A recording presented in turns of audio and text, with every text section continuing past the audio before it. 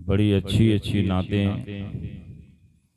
और मनक़बतें आपने समात की, काबिल सब मुबारकबाद हैं जनाब वसीम साहब, जिन्होंने अपने भाई की शादी की खुशी में रसूल पाक सैयद आलम सल्लल्लाहु ताला अलैहि वसल्लम की मोहब्बत में इस महफिल को सजाया।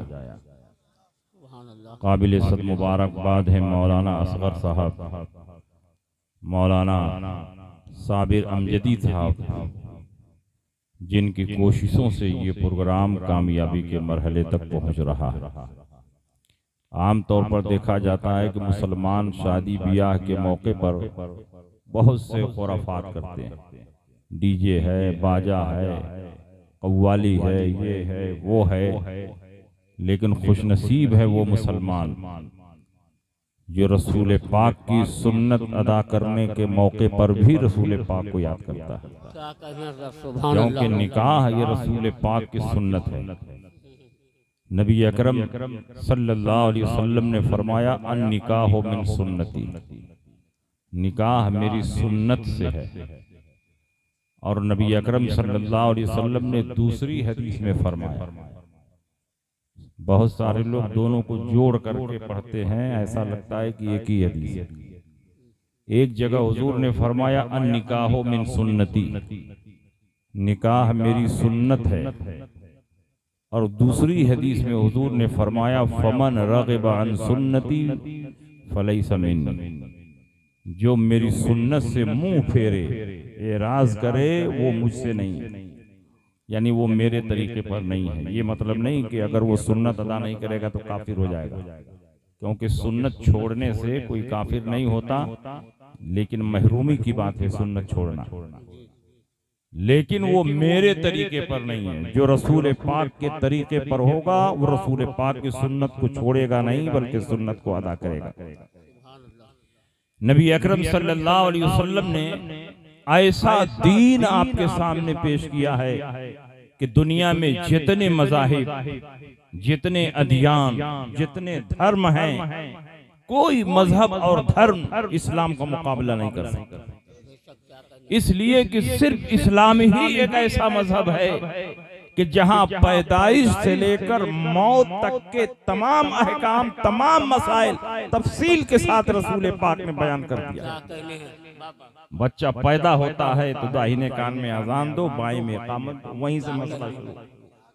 और आदमी जब इंतकाल करता है तो इज्जत व एहतराम के साथ उसके जनाजे को अपने कांधे पर रखो, इस तरह से चलो कि मुर्दे को तकलीफ ना हो। कब्र में उतारो तो एजाज़ो इकराम का ख्याल रखो और उसका चेहरा किबला की तरफ कर दो। और तुम लोग तदफीन के बाद कुछ देर तक कब्र पर रुके ना हो, इसलिए कि जब मुर्दे को कब्र में उतार दिया जाता है तो कुछ देर के बाद दो फरिश्ते आते हैं और उससे सवाल करते हैं मन रब्बुका, तुम्हारा रब कौन है, माँ दीनों का, तुम्हारा दीन क्या है, माँ तक़ूलु फी हाज़ा रजुल, और इस आदमी के बारे में तुम क्या अकीदा रखते हो। तो बताओ जिंदगी से लेकर मौत तक के तमाम अहकाम, तमाम मसाइल इस्लाम में मौजूद हैं कि नहीं है। नबी अकरम सल्लल्लाहु अलैहि वसल्लम ने यहाँ तक बयान फरमा दिया कि तुम पेशाब करो तो बैठ कर पेशाब करो कि खड़े होकर पेशाब करो, तुम पाखाना करो तो दाहिने हाथ से धुलो कि बाएं हाथ से धुलो। रसूल पाक ने फरमाया कि दाहिना हाथ खाने के लिए है और बायां हाथ तहारत हासिल करने के लिए है। अगर तुम बाएं हाथ से खाते हो तो ये भी खिलाफे सुन्नत है, और दाहिने हाथ से तहारत हासिल करते हो तो ये भी खिलाफे सुन्नत है। इतनी तफसील के साथ कौन मजहब बताएगा। हजरत अबू जर गिफारी से एक काफिर ने मजाक उड़ाते हुए कहा, अरे तुम्हारा दीन भी क्या है कि उसमें पेशाब करने और पाखाना करने का तरीका बयान किया जाता है। तुम्हारा कैसा दीन है कि उसमें पेशाब करने और पाखाना करने का तरीका बयान किया जाता है। हजरत अबू जर गिफारी ने तड़प कर कहा, बेशक हमारा दीन कामिलो मुकम्मल है, मुकम्मल निजाम हयात है, दस्तूर जिंदगी है। बेशक हमारे दीन में रसूल पाक ने पेशाब का तरीका भी बताया है और पाखाना करने का ढंग भी सिखाया। ये तो हमारा ही दीन है और किसी दीन में ये तरीका नहीं मिलेगा।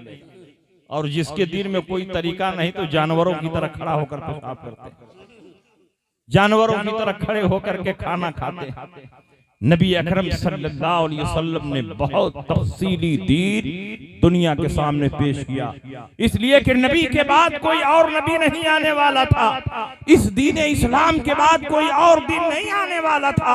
सारे अंबिया अपनी अपनी कौमों की तरफ मबूस हुए और हर नबी का दीन एक खास वक्त और एक खास जमाने तक के लिए था।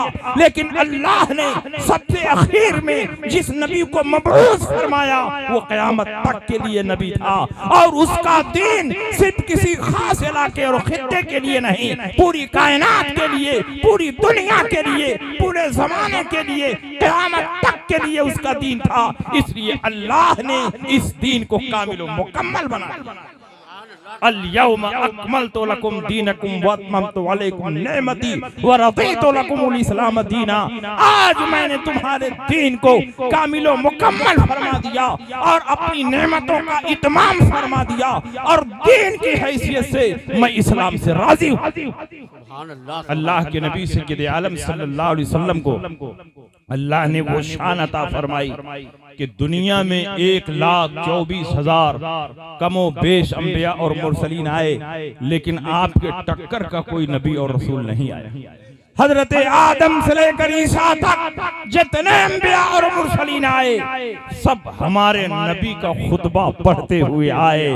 आदम ने नबी का खुतबा पढ़ा, शीश ने नबी का खुतबा पढ़ा।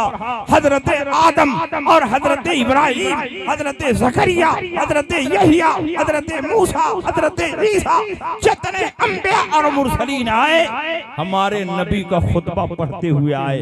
और सिर्फ खुतबा नहीं, उन पर लाजिम कर दिया गया था कि तुम अगर नबी आखिर ज़मा का जमाना पाओ तो तुम जरूर जरूर उन पर ईमान लाओ और उनकी मदद और नुसरत करो, इसलिए कि तुम अपनी कौम के नबी हो और मोहम्मद अरबी के उम्मती हो।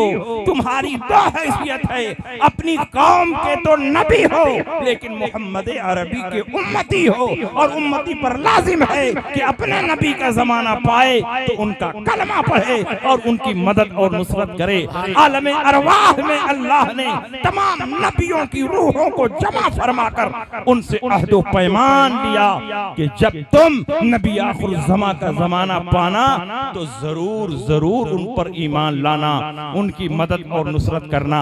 अल्लाह ने दो वादा लिया, एक तो रोजे अलस्त अपनी रुबूबियत का वादा लिया, अलस्तु बिरब्बिकुम, क्या मैं तुम्हारा रब नहीं हूँ? तो तमाम रूहों ने कहा, चाहे अंबिया की रूहें हों, चाहे कुफार की रूहें हों, चाहे मुसलमानों की रूहें हों, तमाम रूहों ने कहा कालू बला, बेशक तू हमारा रब है। बड़े सादे अंदाज में अपनी रुबूबियत का इकरार करवाया, लेकिन अपने नबी की नबूवत और रिसालत का इकरार करना माना हुआ तो इतने ताकीदी जुमले, इतने ताकीदी जुमले, इतने ताकीदी जुमले, वइज़ अख़ज़ल्लाहु मीसाक़न नबिय्यीना लमा आतैतुकुम मिन किताबिन व हिकमा सुम्मा जाअकुम रसूलुम मुसद्दिक़ुन लिमा मअहुम लतु'मिनुन्न बिही व लतंसुरुन्ना क़ाला अक़ररतुम व अख़ज़्तुम अला ज़ालिकुम इसरी क़ालू अक़ररना क़ाला फ़अशहदू व अना मअकुम मिनश शाहिदीन। याद करो उस वक्त को जब अल्लाह ने तमाम नबियों से ये अहदो पैमान लिया कि जब मैं तुमको किताबो हिकमत से सरफराज करूं, जब तुमको नबूवत और रिसालत से सरफराज करूं, सुम्मा जाअकुम रसूलुम मुसद्दिक़ुन लिमा मअकुम, फिर तुम्हारे पास वो रसूल आए सुम्मा लेट को बयान करने के लिए आता है, ताखीर को बयान करने के लिए आता है। इसका मतलब यह हुआ कि जब सारे नबी आ चुके होंगे तो सबसे बाद में ये नबी आएगा जो सबकी तस्दीक करने वाला है। सुम्मा जाअकुम रसूलुम मुसद्दिकुल लिमा माअकुम, फिर तुम्हारे पास वो रसूल आए जो उसकी तस्दीक करने वाला है जो तुम्हारे पास है। लतुमिनुन्न बिही व लतंसुरुन्ना, लाम भी ताकीद का है, नून भी ताकीद का है, तो जरूर जरूर तुम उन पर ईमान लाओ और उनकी मदद और नुसरत करो। अल्लाह ने इसी पर जुमले को खत्म नहीं फरमाया, अल्लाह ने फरमाया काला अक़ररतुम, क्या तुम लोगों ने इकरार कर लिया? तो तमाम नबियों के रूहों ने कहा अक़ररना, हमने इकरार कर लिया। उसके बाद अल्लाह ने कलाम को तमाम नहीं फरमाया, उसके बाद अल्लाह ने फरमाया व अखज़तुम अला ज़ालिकुम इसरी, इस पर मजबूत गिरह लगा ली कि नहीं लगा ली? सारी रूहों ने कहा हमने मजबूत गिरह लगा ली। अल्लाह ने इस पर भी बस नहीं फरमाया, अल्लाह ने फरमाया इतने ही से काम नहीं चलेगा, फशहदू, तुम गवाह भी बन जाओ। सारी रूहों ने कहा हम गवाह भी बन गए। अल्लाह ने उसी पर कलाम को तमाम नहीं फरमाया, कहा सिर्फ तुम्हारी गवाही से काम नहीं चलेगा, वाना माकुम मिनश शाहिदीन, मैं भी तुम्हारे साथ गवाह। नारे तकबीर, नारे रिसालत, मसलके आला हजरत, पैगामे आला हजरत, तालीमाते आला हजरत हजरत अल्लामा मुफ्ती शमशाद साहब क़िबला, नारे तकबीर, नारे रिसालत। इसमें क्या हिकमत है? अल्लाह ने इतने ताकीदी जुमलों से अपने नबी की नबूवत और रिसालत का इकरार क्यों करवाया? इसलिए कि हर नबी की नबूवत और रिसालत मेरे नबी की नबूवत और रिसालत का फैजान है, लेकिन मेरा नबी की नबूवत और रिसालत किसी नबी का फैजान और सदका नहीं बल्कि अल्लाह का खुसूसी इनाम है। इसीलिए अल्लाह के नबी सय्यद आलम सल्लल्लाहु अलैहि वसल्लम जब मेराज पर तशरीफ ले जा रहे थे तो पहला हाल्ट मस्जिद अक्सा पर हुआ। अल्लाह के नबी सय्यद आलम सल्लल्लाहु अलैहि वसल्लम की सवारी जब मस्जिद अक्सा पहुंची, बैतुल मक़दिस पहुंची, तो वहां सारे अंबिया और मुरसलीन सफ़े लगाए खड़े हुए थे। हजरत आदम से लेकर ईसा तक जितने अंबिया और मुरसलीन दुनिया में आ चुके थे सब के सब सफ़े लगाए खड़े हुए थे, लेकिन मुसल्ले इमामत पर कोई नहीं था। इमामत की जगह खाली थी, इमाम का मुसल्ला खाली था। नबी अकरम सल्लल्लाहु अलैहि वसल्लम के सिवा सारे सारे मुरसलीन मौजूद हैं और इमाम का इंतजार कर रहे हैं। अल्लाह के नबी सय्यद आलम सल्लल्लाहु अलैहि वसल्लम की सवारी जब पहुंची तो हजरत इब्राहीम अलैहिस्सलाम आगे बढ़े और नबी अकरम का इस्तकबाल फरमाया। हुजूर ने फरमाया कि आप आगे बढ़ें और इमामत करें। इब्राहीम अलैहिस्सलाम ने फरमाया हरगिज़ नहीं, आज तो इस मुसल्ले पर वही खड़ा होगा जो सारे नबियों का इमाम है, सारे नबियों का मुक्तदा है। आज इस मुसल्ले पर हम नहीं खड़े होंगे, इब्राहिम नहीं खड़े होंगे, इस्माइल नहीं खड़े होंगे, यहिया ज़करिया नहीं खड़े होंगे, बल्कि इस मुसल्ले पर मोहम्मदुर रसूलुल्लाह खड़े होंगे। अल्लाह के नबी मुसल्ले पर खड़े हुए और सारे नबियों की इमामत फरमाई। इसीलिए आला हजरत ने फरमाया सबसे आला व औला हमारा नबी, सबसे बाला व आला हमारा नबी, खल्क से औलिया, औलिया से रसूल और रसूलों से आला हमारा नबी। जिंदाबाद जिंदाबाद जिंदाबाद जिंदाबाद। और अल्लाह ताला ने अपने हबीब को इतनी कुदरत अता फरमाई, इतनी कुदरत अता फरमाई कि आपकी आंखों पर अपनी बसारत का जलवा उतार दिया। अब नबी अपनी आंख के एतबार से नहीं देख रहे हैं बल्कि अल्लाह की दी हुई खुसूसी ताकत से देख रहे हैं। नबी के हाथ पर अल्लाह ने अपनी कुदरत का जलवा उतार दिया, इसलिए नबी अब अपने हाथ के एतबार से नहीं बल्कि अल्लाह की कुदरत के एतबार से काम कर रहे हैं। नबी अकरम के कल्ब पर अल्लाह ने ऐसा इल्म उतार दिया कि तमाम अव्वलीन और आखिरीन के इल्म को नबी के इल्म में जमा फरमा दिया। नबी नबी माजी भी देख रहे हैं, हाल भी देख रहे हैं, मुस्तकबिल भी देख रहे हैं, मादूमात को भी देख रहे हैं, मौजूदात को भी देख रहे हैं, मुशाहिदात को भी देख रहे हैं। नबी की शान ये है कि कब्रिस्तान से गुजरते हैं तो मुर्दों के हालात को देखते हैं, किस पर अजाब हो रहा है, किसको सवाब दिया जा रहा है। नबी की शान ये है कि मक्के में होते हैं, मदीने के हालात को देखते हैं, मदीने में होते हैं, जंगे रूम का मुशाहिदा करते हैं, मिंबर पर होते हैं, क़यामत तक के अहवाल को सहाबा के सामने बयान कर रहे हैं, जमीन पर हैं, आसमान वालों को देख रहे हैं, और आसमान से गुजरते हैं तो जमीन पर चलने वाले इंसानों के दिलों को पढ़ रहे हैं। आला हजरत फरमाते हैं, सरे अर्श पर है तेरा गुजर, दिले फर्श पर है तेरी नजर, मलकूत मुल्क में कोई शय नहीं वो जो तुझ पे आया नहीं, वह खुदा खुदा का यही है दर, नहीं और कोई मफर मकर, जो वहां से हो यहीं आके हो, जो यहाँ नहीं तो वहां नहीं। ये मेरे नबी की शान है। जब अल्लाह के नबी मेराज पर तशरीफ ले गए तो अल्लाह ने कितना अता फरमाया और नबी ने कितना लिया, वहां कोई तीसरा था ही नहीं तो कौन जाने। देने वाला अल्लाह और लेने वाले नबी हैं।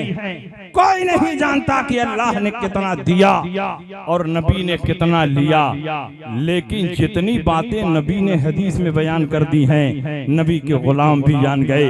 अल्लाह के नबी इरशाद फरमाते हैं कि जब मैं मेराज पर गया तो अल्लाह ने मुझको शफाअत कुबरा का मनसब अता फरमाया। अब मेरी शान ये है कि मैं दुनिया में जिसकी शफाअत कर दूं जन्नत वाजिब हो जाए, आखिरत में शफाअत कर दूं जन्नत वाजिब हो जाए। अल्लाह के नबी इरशाद फरमाते हैं मेरी उम्मत के 70,000 अफराद बगैर हिसाब किताब के जन्नत में जाएंगे। वजूहुहुम कल कमरे लैलतल बद्र, उनका चेहरा 14वीं रात के चांद की तरह चमक रहा होगा। उनमें कोई पहले और कोई बाद में नहीं दाखिल होगा। ला यदखुलु अव्वलुहुम हत्ता यदखुल आखिरहुम, कोई पहले और कोई बाद में नहीं। 70,000 एक साथ कदम उठाएंगे और जन्नत में दाखिल हो जाएंगे। जरा नबी का इल्म देखो, या नबी के निगाहों का नूर देखो, नबी का जलवा देखो, नबी की बसारत देखो। नबी 70,000 की तादाद भी देख रहे हैं, नबी उनके चेहरों को पहचान रहे हैं, दाखिले का अंदाज भी बता रहे हैं। नबी अकरम सल्लल्लाहु अलैहि वसल्लम ने जब सहाबा के सामने ये हदीस बयान फरमाई कि मेरी उम्मत के 70,000 अफराद बगैर हिसाब किताब के जन्नत में जाएंगे, उनका चेहरा 14वीं रात के चाँद की तरह चमक रहा होगा, तो एक सहाबी रसूल हजरत उकाशा इब्ने मेहसन असदी खड़े हुए और सोचा बड़ा अच्छा मौका है, नबी से मांग लिया जाए। नबी अकरम की बारगाह में सवाल पेश किया, या रसूल अल्लाह, जो 70,000 बगैर हिसाब किताब के जन्नत में जाएंगे, मेरे लिए दुआ फरमा दें कि उन 70,000 में मेरा भी नाम शामिल हो जाए। वदुल्लाह अन यजअलनी मिनहुम, ऐ अल्लाह के नबी मेरे लिए भी दुआ फरमा दें कि उन 70,000 में मेरा भी नाम शामिल हो जाए।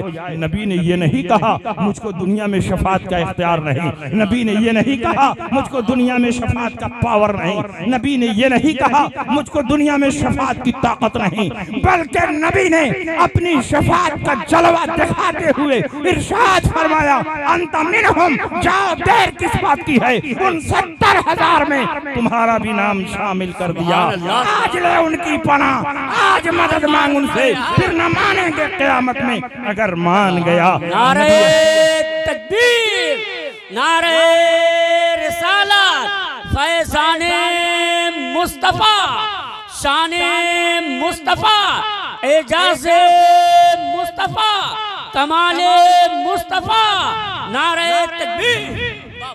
अल्लाह रब्बुल इज्जत ने शफाअत का ऐसा जलवा दिया, शफाअत की ऐसी ताकत अता फरमाई कि नबी दुनिया में भी शफाअत कर रहे हैं, नबी आखिरत में भी शफाअत कर रहे हैं। बड़े महरूम हैं वो जो कहते हैं नबी को दुनिया में शफाअत का इख्तियार नहीं। जो दुनिया में नबी की शफाअत पर ईमान नहीं रखेगा वो क़यामत में नबी की शफाअत का मुस्तहिक नहीं होगा। नबी अकरम सल्लल्लाहु अलैहि वसल्लम ने फरमाया, शफाअती यौमल क़यामत हक़्क़ुन, फमन लम युमिन बिहा लम यकुन मिन अहलिहा। क़यामत में मेरी शफाअत हक है। जो दुनिया में मेरी शफाअत पर ईमान नहीं रखेगा वो क़यामत में मेरी शफाअत का मुस्तहिक नहीं होगा।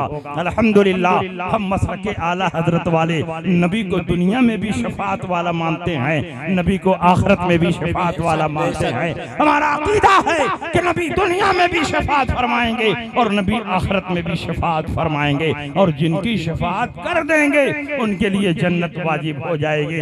नबी अकरम सल्लल्लाहु ताला अलैहि वसल्लम इरशाद फरमाते हैं कि मेरी बारगाह में जिब्रील अमीन तशरीफ लाए और उन्होंने कहा, या रसूल अल्लाह, अल्लाह ने आपको दो बातों में से एक बात इख्तियार करने का पावर दे दिया है। ऐ अल्लाह के नबी, अगर आप चाहें तो आपकी आधी उम्मत बगैर हिसाब और किताब के जन्नत में दाखिल हो जाए, लेकिन जो आधी उम्मत बचेगी उनका हिसाब होगा।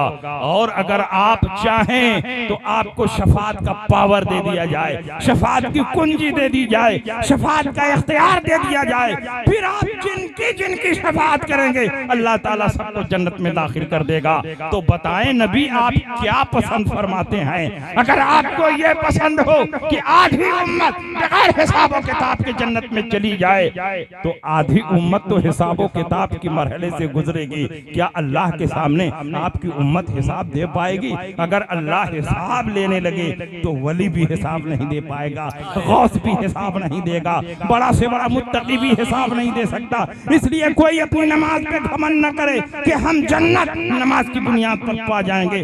जन्नत मिलेगी तो अल्लाह के फजल से मिलेगी, नबी की शफाअत से मिलेगी। इसलिए कि अल्लाह ने इतनी नेमतें हमें अता फरमाई हैं कि अगर पूरी जिंदगी हम इबादत करें तो अल्लाह की एक नेमत का बदला नहीं अदा कर सकते, तो जन्नत के मुस्तहिक कैसे हो सकते हैं?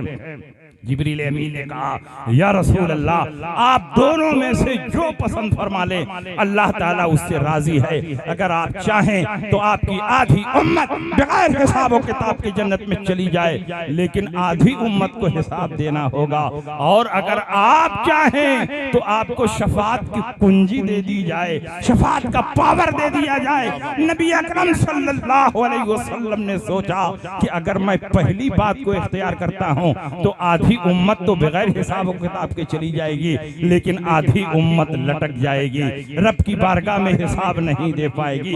इसलिए नबी ने फैसला किया कि शफाअत का पावर ले लिया जाए, शफाअत का इख्तियार ले लिया जाए, शफाअत की कुंजी ले ली जाए। नबी फरमाते हैं, फख्तरतु शफाअता, मैंने शफाअत का मकाम हासिल कर लिया, मैंने शफाअत कुबरा का मनसब हासिल कर लिया। अब मैं उस वक्त तक अपनी उम्मत की शफाअत करता रहूंगा जब तक मेरी उम्मत का एक एक फर्द जहन्नम से निकलकर जन्नत में दाखिल ना हो।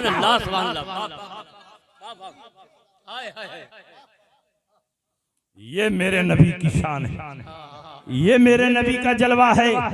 नबी अकरम सल्लल्लाहु ताला अलैहि वसल्लम ने इरशाद फरमाया, और कब इरशाद फरमाया? जब कुरान अज़ीम की ये आयत करीमा उतरी, वला सौफ युतीका रब्बुका फतरदा, अनकरीब परवरदिगार आलम आपको इतना अता फरमाएगा कि आप राजी हो जाएंगे। नबी फरमाते मैं राजी ही नहीं हूँगा। जिब्रील अमीन फरमाते हैं कि अल्लाह फरमा रहा है कि इतना अता फरमाएगा कि आप राजी हो जाएंगे। नबी फरमाते मैं राजी ही नहीं हूँगा। जिब्रील अमीन फरमाते हैं अल्लाह आपको इतना अता फरमाएगा कि आप राजी हो जाएंगे। नबी फरमाते हैं मैं राजी ही नहीं हूँगा। तो जिब्रील फरमाते हैं कैसे राजी होंगे?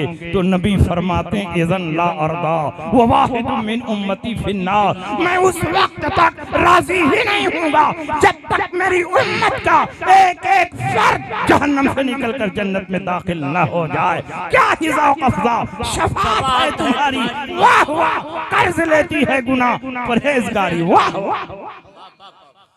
ये मेरे नबी सय्यद आलम सल्लल्लाहु अलैहि वसल्लम के पावर का आलम। अल्लाह ताला ने आपको इंसान बनाया, लेकिन आम इंसानों की तरह नबी नहीं है। नबी अकरम सल्लल्लाहु अलैहि वसल्लम के दो हाथ हैं, लेकिन ये दोनों हाथ आम इंसानों के हाथों की तरह नहीं हैं। नबी अकरम की दो आंखें हैं, लेकिन ये आंखें आम इंसानों की तरह नबी नहीं हैं। नबी अकरम के दो पाँव हैं, लेकिन ये दोनों पाँव आम इंसानों की तरह नबी हैं नहीं है। नबी अकरम की ज़बान है, लेकिन आम इंसानों की ज़बान नहीं है। नबी अकरम के कुदरत का आलम ये है, हाथ का आलम ये है कि आला हजरत फरमाते हैं, हाथ जिस समत उठा गनी कर दिया, मुझे बहरे सखावत पे लाखों सलाम। वो ज़बान जिसको सब कुन की कुंजी कहें, उसकी नाफिज हुकूमत पे लाखों सलाम। अल्लाह के नबी सय्यद आलम सल्लल्लाहु अलैहि वसल्लम को अल्लाह ने वो पावर दिया कि आप चांद की तरफ इशारा कर दें तो चांद दो टुकड़े हो जाए, सूरज की तरफ इशारा कर दें डूबा हुआ सूरज पलट आए, कंकर की तरफ इशारा कर दें आपका कलमा पढ़ ले, जानवर की तरफ इशारा कर दें इंसानों की तरफ कलाम करने लगे, जानवर की तरफ इशारा कर दें तो नबी का खुतबा पढ़ने लगे, और पेड़ की तरफ इशारा कर दें तो पेड़ इंसानों की तरह चलता हुआ आपकी बारगाह में सजदा रेज हो जाए। सूरज उल्टे, पांव पलटे, चांद इशारे से हो जाए, अंधे नजदी देख ले कुदरत रसूलुल्लाह की, इशारे से चांद को चीर दिया, डूबे हुए खुर को फेर दिया, गए हुए दिन को असर किया। ये ताबो तवा तुम्हारे, ये मेरे नबी की शान है। नबी अकरम सल्लल्लाहु अलैहि वसल्लम की ज़बान, सुभान अल्लाह। हम लोग बरकत की दुआ करते रहते हैं, करते रहते हैं, करते रहते हैं, लेकिन नबी अकरम सल्लल्लाहु अलैहि वसल्लम बरकत की दुआ फरमा दें, इतनी बरकत हो जाए, इतनी बरकत हो जाए कि सहाबा खाते खाते थक जाएं, लेकिन खाना कम न होने पाए। आप जंगे तबूक की तारीख निगाहों के सामने रखिए, बुखारी शरीफ जिल्दे सानी किताबुल मगाज़ी में यह हदीस मौजूद है। नबी अकरम सल्लल्लाहु अलैहि वसल्लम 40,000 सहाबा के साथ जंगे तबूक में तशरीफ ले गए थे, और जंगे तबूक से फारिग होने के बाद सहाबा की गुर्बत व इफलास का ये आलम था कि किसी के पास खाने का कोई सामान नहीं था, किसी के पास सत्तू नहीं है, किसी के पास आटा नहीं है, किसी के पास कोई सामान नहीं है। कई दिन तक सहाबा भूखे और प्यासे रहे। जब सहाबा भूख और प्यास से तंग आ गए तो नबी अकरम सल्लल्लाहु अलैहि वसल्लम की बारगाह में पहुंचे, कहा या रसूल अल्लाह, हम लोग भूखे हुए हैं, बहुत सारे सहाबा भूखे हैं, हमारा तोशा खत्म हो गया है, ज़ादे राह खत्म हो गया है, खाने पीने का सामान खत्म हो गया है। या रसूल अल्लाह, सिर्फ ऊंट बचा है, अगर आप इजाजत दें तो हम अपने ऊंटों को ज़बह करें और उसका गोश्त भून कर खाएं। नबी अकरम सल्लल्लाहु ताला अलैहि वसल्लम ने इरशाद फरमाया, ठीक है, जब तुम लोग भूखे हो, खाने का कोई सामान नहीं है, तो जान बचाने के लिए तुम अपने ऊँटों को ज़बह करो और अपने ऊँटों का गोश्त खाओ। सहाबे किराम अपने ऊँटों को बांधने लगे, उनके पाँव में रस्सियां लपेटने लगे, बरछी बल्लम लेकर दौड़ने लगे, ऊँटों को गिराने लगे। इतने में हजरत उमर इब्न खत्ताब तशरीफ लाते हैं, जिनकी राय कुरान के मुताबिक हुआ करती थी, जिनकी राय के मुताबिक कुरान में 26 जगहों पर अल्लाह ने आयत करीमा का नुज़ूल फरमा दिया है, अल मुवाफिक़ रायुहु बिल वही वल किताब, जिनकी राय किताबुल्लाह के मुवाफिक हुआ करती है। हजरत उमर ने कहा, अरे ये तुम लोग क्या कर रहे हो, अपने ऊँटों को क्यों गिरा रहे हो, उनके पाँव में रस्सियां क्यों जकड़ रहे हो, बरछी और बल्लम लेकर क्यों दौड़ रहे हो। सहाबा ने कहा, हम बहुत भूखे हैं और हम इन ऊँटों को ज़बह करेंगे, नहर करेंगे और इसका गोश्त भून कर खाएंगे।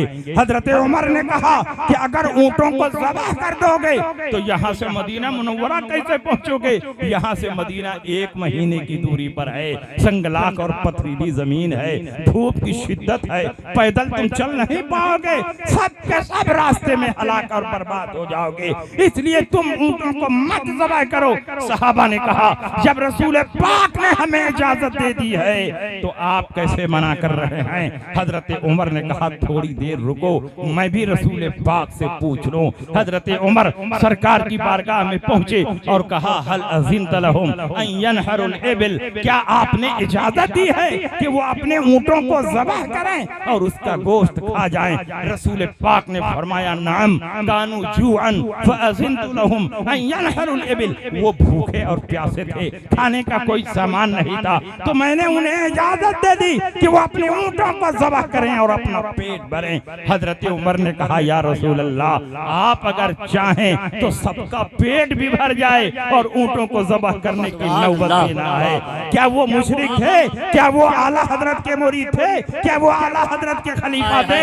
वो सहाबी रसूल थे। उनका ये अकीदा था कि नबी अगर चाहे तो थोड़े से खाने में इतनी बरकत पैदा हो जाए कि 40,000 का लश्कर जर्रार खाकर शिकमसार हो जाए और ऊंटों को ज़बाह करने की नौबत भी ना आए। हजरत उमर ने कहा या रसूल अल्लाह, ऊंटों को ज़बाह करने की क्या जरूरत है? मालिक कौनैन हैं, वो पास कुछ रखते नहीं, तो जहां की नेमतें हैं उनके खाली हाथ में। जब हाथ खाली है तो दो जहां की नेमतें हैं, अगर हाथ भरा हो तो कितनी नेमतें होंगी। हजरत उमर ने कहा या रसूल अल्लाह, आप चाहें उनका पेट भर जाए, ऊंटों को ज़बाह करने की जरूरत ही न पेश आए।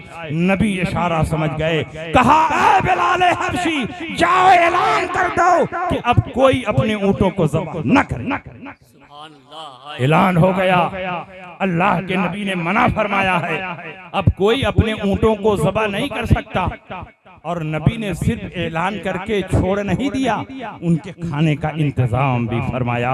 नबी अकरम ने फरमाया ऐ बिलाल हबशी, चमड़े का दस्तरखान ले जाओ और सहाबा के सामने बिछा दो और ऐलान कर दो जिसके झोले और तोशादान में जितना भी है उस दस्तरखान पर लाकर झाड़ दे। 40,000 के लश्कर जर्रार ने अपने झोले को, अपने तोशादान को जब उस चमड़े के दस्तरखान पर झाड़ा है तो कितना जमा हुआ। बुखारी शरीफ के अल्फाज हैं फलम यूता इल्ला कब्ज़तुन औ कब्ज़तान, तो कितना जमा हुआ?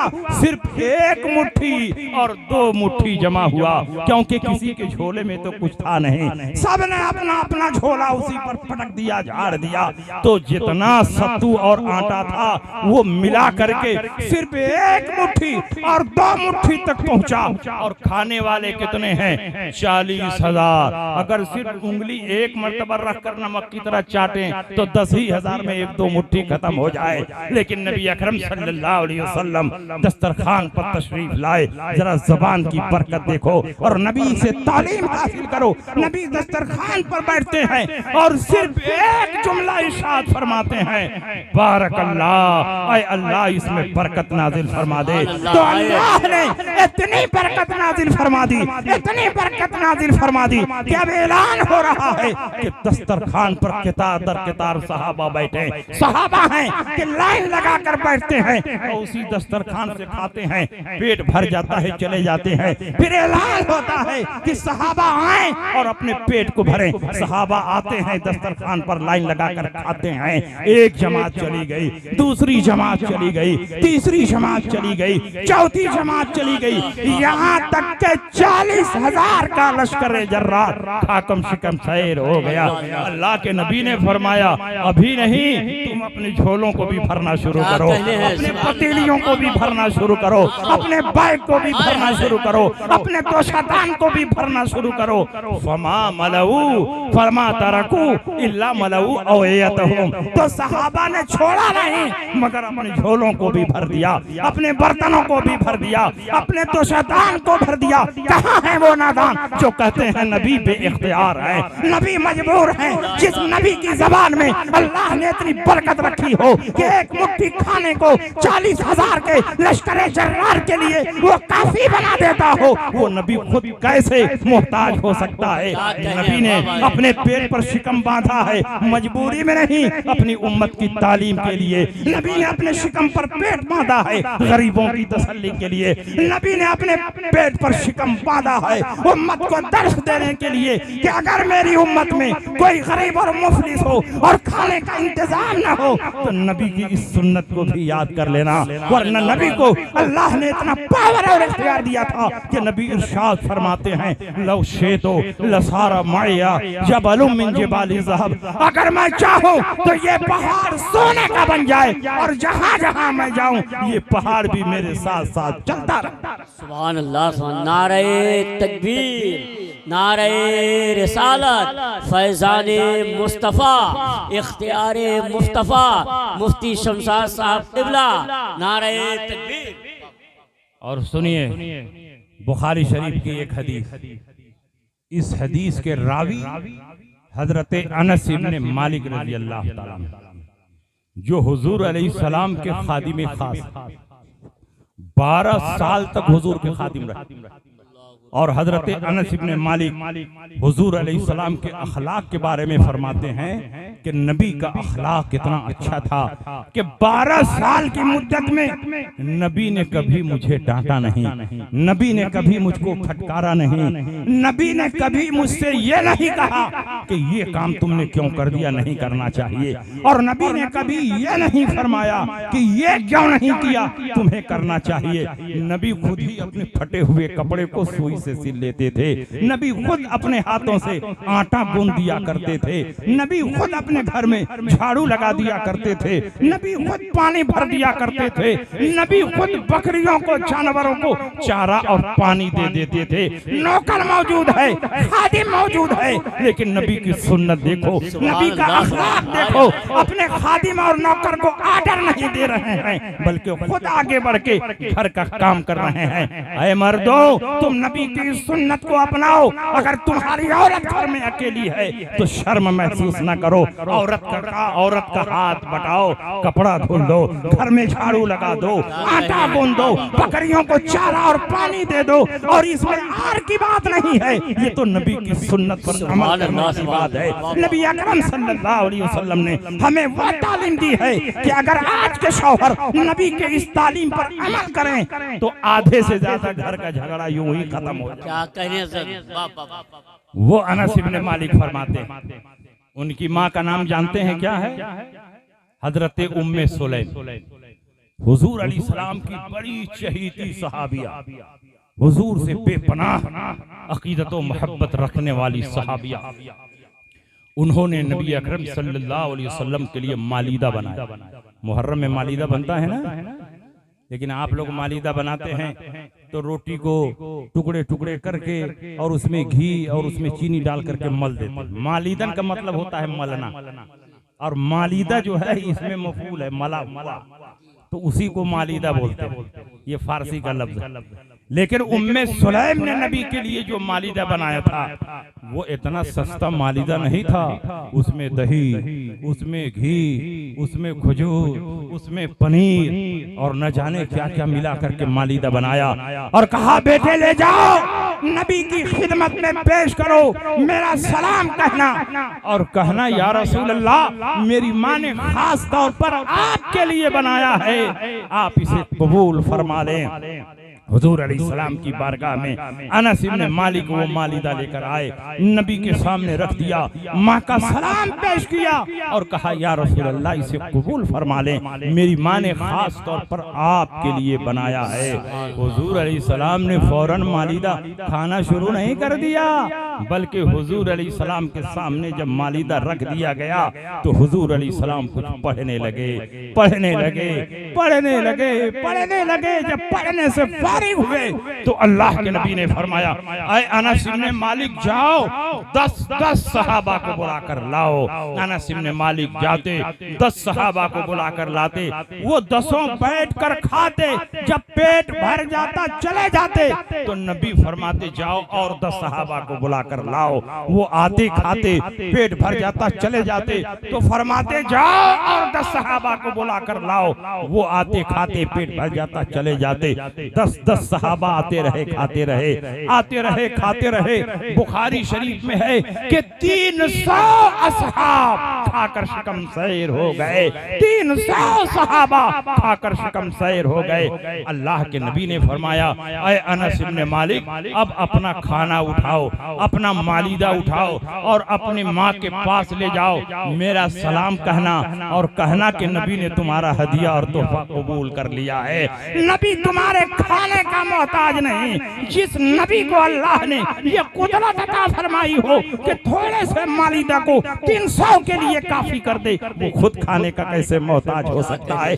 खाना मोहताज है कि नबी उसे कबूल फरमा ले, खाना मोहताज है कि नबी होठों से लगा ले, खाना मोहताज है कि नबी उसे टच कर दे। नबी खाने के मोहताज नहीं है। अनस इब्न मालिक से फरमाया, खाना उठाओ, अपने घर ले जाओ, अपनी माँ को मेरा सलाम कहना और कहना कि नबी ने तुम्हारा हदिया और तोहफा कबूल कर लिया है। अनस इब्न मालिक फरमाते हैं, बुखारी शरीफ में है कि जब मैं खाना उठाया तो ये देखकर हैरान रह गया कि 300 सहाबा के खाने के बावजूद जर्रा बराबर उस खाने में कोई कमी नहीं हुई है। लगता है खाना पहले से और बढ़ गया है। ये इस बात की दलील है कि नबी अकरम सल्लल्लाहु अलैहि वसल्लम को अल्लाह ने वो ताकत, वो कुदरत अता फरमाई थी, वो पावर अता फरमाया था कि अगर नबी चाहें तो थोड़े से खाने में इतनी बरकतें पैदा हो जाए कि पूरी कायनात के लिए वो खाना काफी हो। ये मेरे नबी की अल्हम्दुलिल्लाह, हम उस नबी की उम्मत में पैदा हुए जिसको अल्लाह ने बेमिसलो बेमिसाल बनाया। अल्लाह की सरताब कदम शान है ये, इंसान नहीं इंसान, वो इंसान है ये। कुरान तो ईमान बताता ही नहीं, ईमान ये कहता है मेरी जान है ये। इसलिए नबी अकरम सल्लल्लाहु ताला अलैहि वसल्लम के बताए हुए रास्ते पर चलना हमारे लिए लाजिम और जरूरी है। ये शादी का मौका है। अल्लाह के नबी ने फरमाया कि सबसे अच्छी शादी वो है कि जिसमें महर को कम रखा जाए। बहुत ज्यादा महर रखने से दुश्वारी पैदा होती है। सबसे अच्छी शादी वो है कि जिसमें महर को कम रखा गया हो। नबी अकरम सल्लल्लाहु ताला अलैहि वसल्लम ने इरशाद फरमाया, या माशर शबाब मन इस्तता मिनकुमुल बात फलयतज़व्वज फइन्नहु अगद्दु लिलबसरि व अहसनु लिलफर्ज व मन लम यस्तति फअलैहि बिस्सौम फइन्नहु लहु विजाउन। नौजवानों की जमात, तुम में जो शादी की ताकत और कुदरत रखता है वो जरूर शादी करे, क्योंकि शादी करने का फायदा ये है कि शादी से इंसान की शर्मगाह की हिफाजत होती है और उनकी नजर नीची रहती है। और जिसकी शादी नहीं होती है तो वो जानवरों की तरह इधर उधर मुंह मारता रहता है। लेकिन जिसकी शादी होती है तो शादी की बरकत से उसकी नजर नीचे रहती है, शर्मगाह की हिफाजत रहती है। लेकिन जो आदमी शादी की ताकत और कुदरत नहीं रखता है वो क्या करे? मसलन औरत के लिए नानो नफका की ताकत नहीं रखता, औरत के लिए मकान की ताकत नहीं रखता, हुकूक ज़ौजियत अदा करने की ताकत नहीं है तो वो क्या करे? वो मल्लम यस्तते फअलैहि बिस्सौम फइन्नहु लहु विजा। और जिसको शादी की ताकत ना हो तो वो रोजा रखे, क्योंकि रोजा रखने से भी शहवत टूट जाती है, नफ्स का गुरूर खत्म हो जाता है। इसलिए अल्लाह के नबी सय्यद आलम सल्लल्लाहु अलैहि वसल्लम ने गुनाहों से बचाने का तो बेहतरीन रास्ता आपके सामने पेश किया है। या तो आदमी शादी करे और अपने आप को गुनाहों से बचाए, और या तो आदमी कसरत के साथ रोजा रखे और अपने नफ्स अम्मारा को कुचलने की कोशिश करे। बताओ कितना पाकीज़ा मजहब है। नबी सल्लल्लाहु अलैहि वसल्लम ने फरमाया कि 4 चीजों को देख करके शादी करना चाहिए। कई चीजों को देख करके, 4 चीजों को देख करके शादी करना चाहिए। तुनकहुल मरअतु लिअरबईन, 4 बातों को देख करके शादी करनी चाहिए। ले मालेहा वले जमालेहा वले हसबहा वले दीनहा, औरत के माल की वजह से शादी, औरत के हुस्नो जमाल की वजह से शादी, औरत के हसबो नसब की वजह से शादी, औरत की दीनदारी की वजह से शादी। और नबी ने मुतय्यन भी कर दिया दिया कि इन चारों में से किसको चुनना बेहतर है। फख्तर लिज़ाति दीन, तो तुम माल पे तवज्जो ना करो, तुम हस्बो नसब पे गुरूर ना करो, फख्तर लिज़ाति दीन, दीनदार औरत को तलाश करो, क्योंकि जिस घर में दीनदार औरत होती है वो घर नहीं होता है बल्कि जन्नत का टुकड़ा होता है। क्या करें बाबा, इसलिए दीनदार औरत को तलाश करना चाहिए। लेकिन आप लोग मालदार औरत को तलाश करें कि मालदार औरत आएगी तो अपने साथ माल लेकर के आएगी। तो एक हदीस और बता दे, जो लोग मालदार औरत से शादी करते हैं और ये नीयत रहती है कि मालदार औरत आएगी तो माल लेकर आएगी, तो नबी ने उनके बारे में क्या फरमाया है? नबी ने फरमाया है कि जो माल दे करके शादी करता है वो हमेशा जलीलो खार रहता है, वो हमेशा रुसवा होता रहता है, और जो दीनदार औरत को शादी करता है, उसकी दीनदारी की वजह से शादी करता है, वो हमेशा बाइज्जत रहता है। अल्लाह के नबी सय्यद आलम सल्लल्लाहु अलैहि वसल्लम ने फरमाया, लम तरा लिल मुतहाब्बैनि मिसलन निकाह, दो दिलों को जोड़ने के लिए निकाह से बेहतर कोई चीज नहीं है। औरत अजनबी घर की है, मर्द अजनबी घर का है, शादी से पहले दोनों एक दूसरे को जानते नहीं हैं, लेकिन जैसे ही निकाह हुआ तो अल्लाह ने इनके दिलों में ऐसी उल्फत और मोहब्बत पैदा फरमा दी कि बुढ़ापे तक ये मोहब्बत बरकरार रहती है। अल्लाह के नबी सय्यद आलम सल्लल्लाहु अलैहि वसल्लम ने ये भी इरशाद फरमाया, अद-दुनिया कुल्लुहा मता व खैरु मताई दुनिया अल मरअतु सालिहा, ये पूरी दुनिया सामान जिंदगी है, लेकिन सबसे कीमती सामान बेहतरीन औरत है, नेक और सालेह औरत है। आप जरा सोचो, हिंदुस्तान में बहुत से मज़ाहिब हैं, हर मजहब में औरत का कोई न कोई तसव्वुर है। जब उनके मजहब का आप मुताला करेंगे तो आपको पता चलेगा, किसी ने कहा औरत डाइन है, किसी ने कहा औरत चुड़ैल है, किसी ने कहा औरत खिलौना है, किसी ने कहा औरत बरतने की चीज है। लेकिन इस्लाम के दामन में आओ कि इस्लाम औरत को क्या समझता है।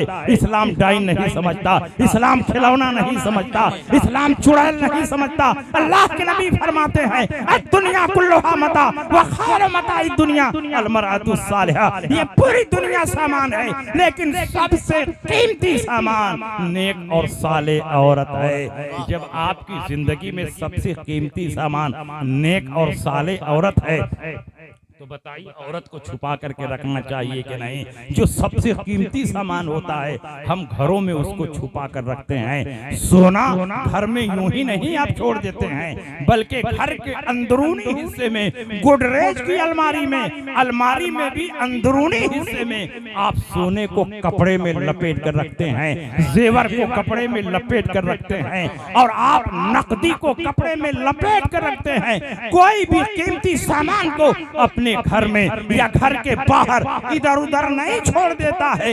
इसका मतलब ये हुआ कि इस्लाम ने ये मिजाज दिया है कि तुम्हारी नजर में औरत जब सबसे कीमती चीज है और कीमती चीजों को छुपा कर रखना चाहिए, तो अपनी औरतों को पर्दे में रखो, अपनी औरतों को कपड़े में रखो। वो उनकी औरतें हैं जो अपने औरतों को खिलौना समझते हैं, खिलौने को बाहर फेंक दो, खिलौने को दरवाजे पर फेंक दो। लेकिन इस्लाम की नजर में औरत खिलौना नहीं है कि खेलो दिल बहलाओ चले जाओ, बल्कि इस्लाम की नजर में औरत सबसे कीमती पूंजी है, और जो सबसे कीमती पूंजी होती है उसको कपड़े में छुपा कर रखा जाता है ताकि गैरों की नजर न पड़ने पाए। इसलिए हमें चाहिए कि अपनी बेटियों को, अपनी बहनों को पर्दे में रखें ताकि गैरों की निगाह से महफूज रहे।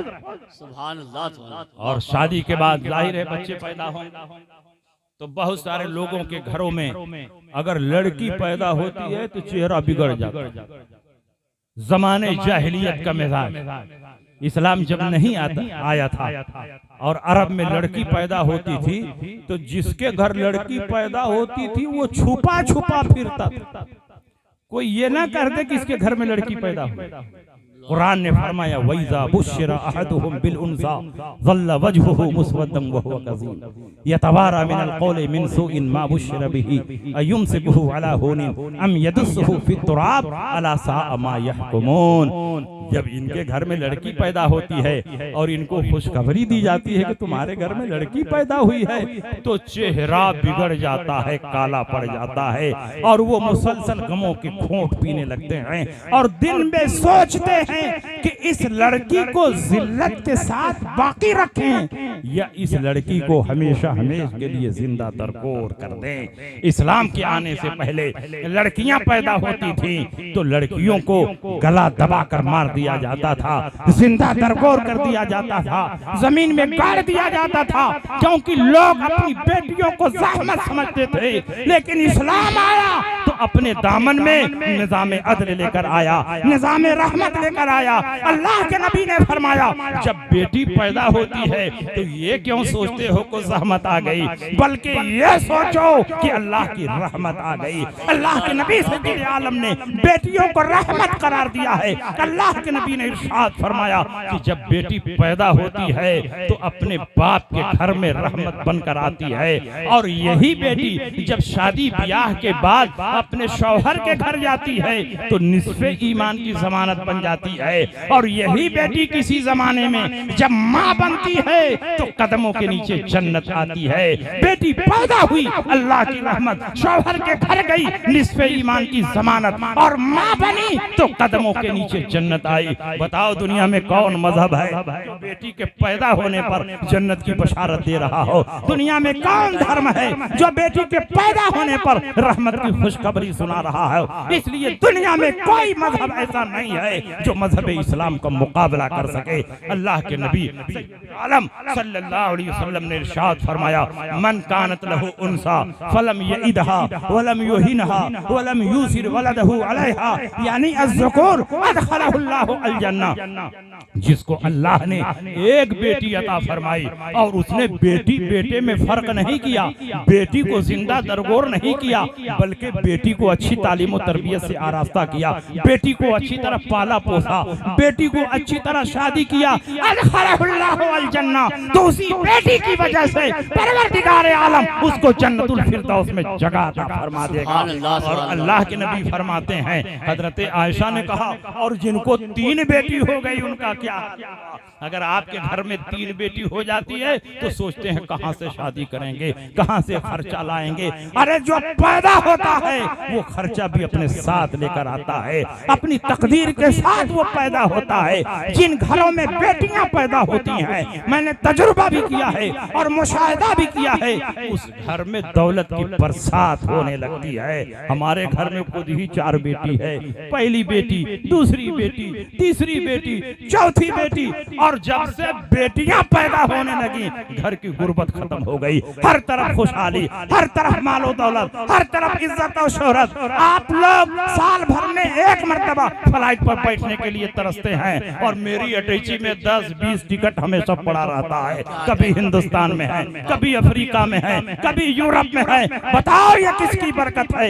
इल्म की बरकत है और बेटियों की रहमत है। अल्लाह के नबी सय्यद आलम सल्लल्लाहु अलैहि वसल्लम ने फरमाया मन आला सलासा बनातिन फअदबहुन्ना व ज़व्वजहुन्ना व अहसना इलैहिन्ना अदखलहुल्लाहु अल जन्नह। और जिनको अल्लाह ने 3 बेटियां अता फरमाई और उसने अपनी बेटियों को अच्छी तालीम और तरबियत से आरास्ता किया, अपनी बेटियों को अच्छी तरह पाला और पोसा और अच्छी जगह शादी करा दी, अदखलहुल्लाहु अल जन्नह। तुनी बेटियों के सदक़े में परवरदिगार आलम उसे जन्नतुल फिरदौस में जगह अता फरमा देगा। बताओ दुनिया में कौन मजहब है जो बेटी पैदा होने पर जन्नत की बशारत दे रहा है, जन्नत की खुशखबरी दे रहा है?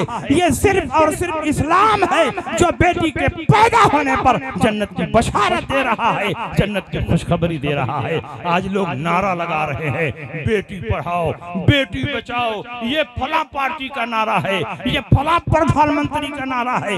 ये तुम्हारा नारा नहीं है, ये तुम्हारे बाप का नारा नहीं है, ये तो रसूल पाक का नारा है। रसूल पाक ने आज से 1450 साल पहले इरशाद फरमाया था कि जिसको 3 बेटियां हुई और उसने अपनी बेटियों को अच्छी तालीम और तरबियत से आरासिया किया, अच्छी तरह पाला और पोसा, अच्छी जगह शादी करा दी, तो परवरदिगार आलम उसको जन्नतुल फिरदौस में जगह दी। सुभान अल्लाह, सुभान अल्लाह। तो बेटी पालने और बेटी को बचाने की सबसे पहली तालीम दुनिया में अगर किसी मजहब ने दी है तो वो मजहब इस्लाम है। अगर आज भूल हत्या पर कानून बन रहा है, गर्भपात पर कानून बन रहा है और इसको गैर कानूनी करार दिया जा रहा है, तो जिस कानून को 1400 साल के बाद तुमने पास किया, अल्लाह के नबी ने 1450 साल पहले उस कानून को मक्के की सरजमीन पर नाफिज फरमा दिया था। अल्लाह के नबी सय्यद आलम सल्लल्लाहु अलैहि वसल्लम ने भ्रूण हत्या को गुनाह करार दिया था, गर्भपात को गुनाह करार दिया था। अल्लाह के नबी सय्यद आलम सल्लल्लाहु अलैहि वसल्लम की आमद पूरी इंसानियत के लिए बाइस बरकत है। आज तुम्हारी बेटियां अगर महफूज हैं, आज तुम्हारी बेटियां अगर तालीम हासिल कर रही हैं और आज तुम्हारी बेटियां बेवा होने के बाद दोबारा शादी कर रही है, तो ये किसी और मजहब की नहीं बल्कि इस्लाम की बरकत का नतीजा। बेशक है, सुभान अल्लाह। इसलिए मेरे दोस्तों, तो शादी के बाद बेटियां भी पैदा हों तो भी अल्लाह की रहमत, बेटे पैदा हों तो भी अल्लाह की रहमत। जो अल्लाह ताला दे दे वो सबको बोले। ये नहीं कि बेटा पैदा हुआ तो लड्डू बांटो, अब बेटी पैदा हुई तो मुंह छुपाए छुपाए फिरो, नहीं। बेटी पैदा हुई तो 2 लड्डू बांटो और बेटा पैदा हुआ तो 1 लड्डू बांटो।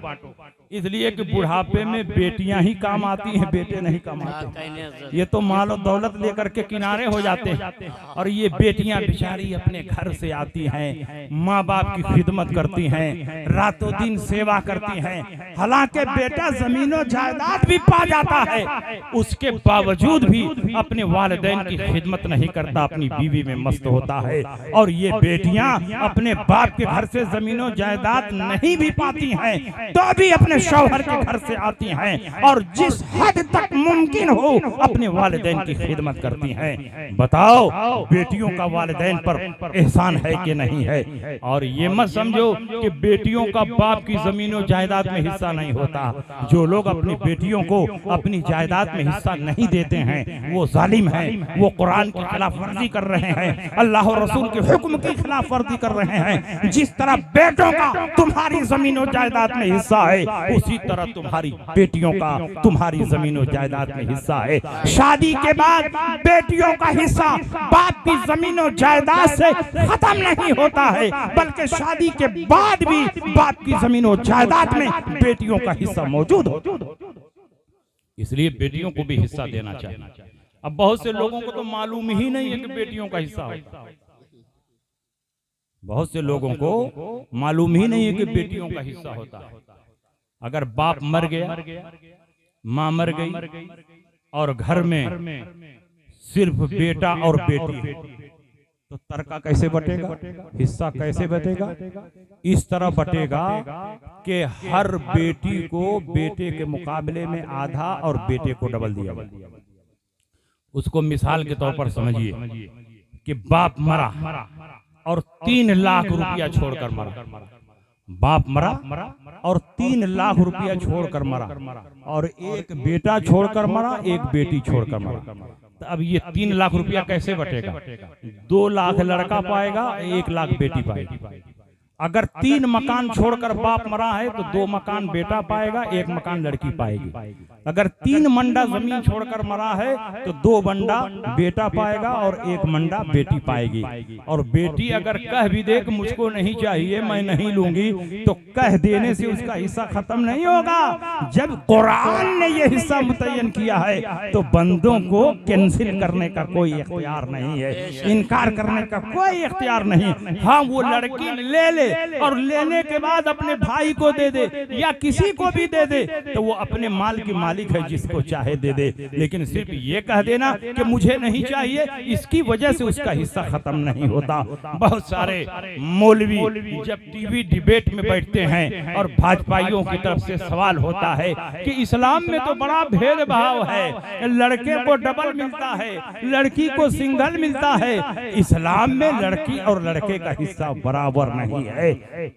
तो ये बेचारे जवाब ही नहीं दे पाते हैं। उसका जवाब ये है कि शादी ब्याह के बाद सिर्फ मजहब इस्लाम ही है कि जिसमें बेटी का हिस्सा बाप की जमीनों जायदाद में बरकरार रहता है, और बाप की जमीनों जायदाद में हिस्सा बरकरार रहने के साथ साथ वो लड़की जिसके घर में गई है तो बीवी होने की हैसियत से शौहर की जमीनों जायदाद में हिस्सेदार है, माँ होने की हैसियत से बेटे की जमीनों जायदाद में हिस्सेदार है, दादी होने की हैसियत से पोतों की वरासत में हिस्सेदार है। लड़की एक है, बेटी होने की हैसियत से अपने बाप की जमीनों जायदाद में हिस्सेदार है, बीवी होने की हैसियत से शौहर की जमीनों जायदाद में हिस्सेदार है, माँ होने की हैसियत से अपनी औलाद की जमीनों जायदाद में हिस्सेदार है। और इतनी उम्र मिली कि दादी भी वो हो गई है तो पोतों की जमीनों जायदाद में हिस्सेदार है। औरत एक है और अनेक जगहों पर उसका हिस्सा मिल रहा है। अगर सारे हिस्सों को जमा कर दिया जाए तो बेटों से बढ़ जाएगा, औरत का हिस्सा कम नहीं होगा। इसलिए इस्लाम ने औरतों पर कोई जुल्म नहीं किया है, कोई ज्यादती नहीं की है, कोई नाइंसाफी नहीं की है, बल्कि इस्लाम ने औरतों को इतना दिया है कि दुनिया का कोई मजहब इस्लाम का मुकाबला नहीं कर सकता। बेशक सुभान अल्लाह सुभान अल्लाह। अब शादी के बाद माँ का मरहला आता है, क्योंकि जब शादी हो जाती है तो बच्चों की मोहब्बत 2 हिस्सों में बढ़ जाती है और कभी 3 हिस्सों में बढ़ जाती है। बीवी की तरफ मोहब्बत बढ़ गई, औलाद की तरफ मोहब्बत बढ़ गई और माँ की तरफ। जब तक शादी नहीं हुई थी तो सारी मोहब्बत का मरकज माँ, लेकिन जब शादी हो गई तो बीवी भी उस मोहब्बत में शरीक हो गई, और जब औलाद पैदा हुई तो औलाद भी उस मोहब्बत में, तो मोहब्बत में बंटवारा हो गया कि नहीं हो गया। लेकिन शादी के बाद वालिदैन की खिदमत छोड़ना नहीं चाहिए, वालिदैन को नजरअंदाज नहीं करना चाहिए, बल्कि शादी के बाद माँ बाप की वैसे ही खिदमत करनी चाहिए जैसे शादी से पहले कर रहे थे। इसलिए कि माँ की खिदमत बाप से कहीं ज्यादा है। अल्लाह के नबी सय्यद आलम सल्लल्लाहु अलैहि वसल्लम की खिदमत में एक सहाबी हाजिर हुए और उन्होंने पूछा, या रसूल अल्लाह मन अहक्कुन नास बिहुस्ने सहाबती, लोगों में कौन है जो हमारी खिदमत का सबसे ज्यादा मुस्तहिक है? तो नबी ने फरमाया, उम्मु का, तेरी माँ सबसे ज्यादा मुस्तहिक है। सहाबी रसूल ने पूछा, सुम्मा मन, उसके बाद कौन मुस्तहिक है? नबी ने फरमाया, उम्मु का, तेरी माँ मुस्तहिक है। सहाबी रसूल ने पूछा, सुम्मा मन, उसके बाद कौन मुस्तहिक है? नबी ने फरमाया, उम्मु का, तेरी माँ मुस्तहिक है। जब चौथी मर्तबा सहाबी रसूल ने पूछा, सुम्मा मन, अब किसकी खिदमत है? तब नबी ने फरमाया, सुम्मा अबू का, अब तेरे बाप की खिदमत है। इसका मतलब ये हुआ कि माँ की खिदमत बाप से 3 गुना ज्यादा है। अगर बेटा 400 रुपया अपने वालिदैन पर खर्च करना चाहता है तो 300 रुपया माँ पर खर्च करे और 100 रुपया बाप पर खर्च करे। और अगर एक ही वक्त में माँ और बाप दोनों ने पानी का मुतालबा कर दिया, माँ ने कहा बेटा पानी लेकर आओ, और उसी वक्त इत्तेफाक से बाप के मुंह से भी निकल गया पानी लेकर आओ, तो बेटा कहाँ पहले पानी लेकर जाएगा? पहले माँ की खिदमत पे पानी लेकर जाएगा, उसके बाद बाप की खिदमत में पानी लेकर जाएगा। इसलिए कि माँ की खिदमत बाप से ज्यादा भी है और माँ की खिदमत बाप पर मुकद्दम भी। इसलिए अपने वालिदैन की खिदमत पे कोई कमी ना होने पाए। वालिद के बारे में अल्लाह के नबी ने फरमाया, इन्नल वालिद मिन औसत अबवाबिल जन्नत, बाप जो है ये जन्नत का मेन गेट है। मेन गेट से घुसने में कोई दिक्कत होती है? छोटा दरवाजा हो तो दिक्कत हो सकती है, तो बाप जो है ये जन्नत का मेन गेट है। अगर बाप को तुमने खुश रखा तो गोया जन्नत के मेन गेट से तुम अंदर दाखिल हो रहे हो। और माँ क्या है? माँ तो खुद ही जन्नत है। इन्नल जन्नत तहत अक़दामिल उम्महात, बेशक जन्नत माओ के कदमों के नीचे है। इसका मतलब ये नहीं है कि कदमों के नीचे तुम खुदाई करो तो जन्नत निकल जाएगी, इसलिए कि जन्नत 7 आसमान के ऊपर है और अर्श के नीचे है। मतलब यह है कि माओ के कदमों में बिछे रहो, माओ के कदमों में झुके रहो। तुम यहाँ झुकोगे और वहाँ परवरदिगार आलम जन्नत अता फरमाएगा। बातें बहुत हैं कहने के लिए, मैं फिर दिल की गहराइयों से जनाब वसीम साहब को और उनके तमाम अहले खाना को मुबारकबाद पेश करता हूं कि शादी ब्याह के मौके पर आपने मिलाद रसूल का एहतमाम करके बहुत अजीम दीनी काम किया है, बहुत अजीम दीनी फरीज़ा अंजाम दिया है। और इस जलसे के जरिए जो लोगों को दीनी बातें मिली हैं उसका भी सवाब परवरदिगार आलम आपको, आपके वालिदैन को, आपके मरहूमीन को अता फरमाएगा। और इसी मिलाद रसूल के सदक़े में परवरदिगार आलम इस शादी को शादी खाना आबादी बना देगा और मियाँ बीवी दोनों हमेशा में अल्हम्दुलिल्लाह खुशहाल रहेंगे, घर में बरकत ही बरकत होगी। इन्हीं बातों के साथ मैं रुखसत हो रहा हूँ। व आखिर दावाना अनिल हम्दुलिल्लाहि रब्बिल आलमीन। अस्सलामु अलैकुम।